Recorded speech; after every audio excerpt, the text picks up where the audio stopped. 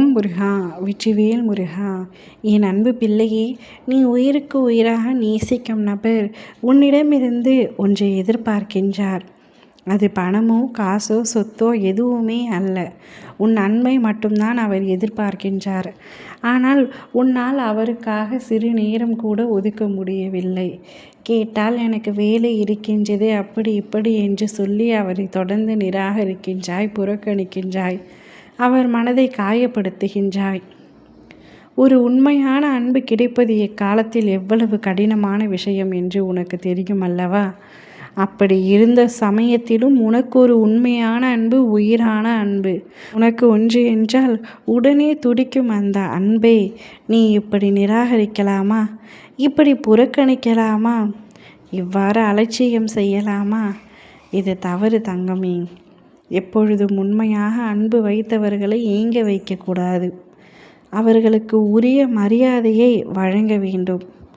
இவர்தானே, இவர் நம்மை விட்டு எங்கும் செல்ல மாட்டார் என்று ஒரு அன்பை அலட்சியப்படுத்தும் பொழுது கூடிய விரைவில் அந்த அன்பு முடிவுறும் நிலைமை ஏற்பட்டுவிடும். அந்த நிலைமையை உன்னால் தாங்கிக் கொள்ளவும் முடியாது. இருக்கும் பொழுது அலட்சியமாக நினைப்பதும் பிரிந்த பின்பு பொக்கிஷமாக நினைப்பதும் காலத்தின் கையில்தான் இருக்கின்றது. இருக்கும் பொழுதே அதன் அருமையை நீ உணர்ந்து கொள்ள வேண்டும். ஒரு விஷயத்தை சொல்கின்றேன் கேள். கல்லாக இருந்தாலும் தகுதியுள்ளவனின் கைகளில் கிடைக்கும் பொழுது அது வைரமாக மாற்றப்படுகின்றது, ஜொலிக்கப்படுகின்றது. இதுவே வைரமே கிடைத்தாலும் தகுதியற்றவரின் கையில் கிடைத்தால் அது கல்லாக கூட பாவிக்கப்படுகின்றது.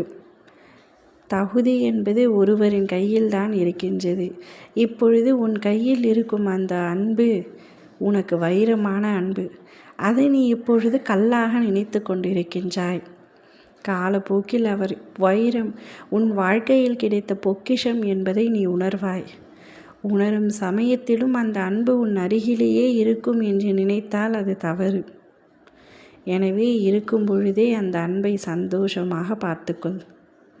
பிரிந்த பின்பு வருத்தப்படுவது முட்டாள்தனம். இருக்கும் பொழுது அனுபவிப்பரே புத்திசாலி. என் பிள்ளையான நீ இத்தனை நாட்களாக முட்டாள்தனத்தை செய்துவிட்டாய். இனிமேலாவது வாழ்க்கையின் பாடத்தை கற்றுக்கொண்டு உனக்கு தேடி வரும் அன்பை பயன்படுத்திக்கொள். அந்த அன்புடன் நீ சந்தோஷமாக இரு. அந்த அன்பை இழந்தால் உனக்குத்தான் கஷ்டம். அவர் உன்னிடத்தில் இருந்து எதிர்பார்ப்பதும் பொன்னோ பொருளோ எதுவுமே இல்லை. ஆபரணங்கள் எதுவும் அவருக்கு தேவையே இல்லை.